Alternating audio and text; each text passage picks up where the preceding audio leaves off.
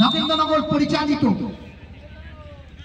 Champion ক্লাবে URS ক্লাবের ময়দানে যে নকআউট ফুটবল টুর্নামেন্টের আয়োজন করা হয়। চতুর্থ দিনে দুই দল মুখোমুখি, জাগৃতি ক্লাব, নবদ্বীপ সেবক সমিতি।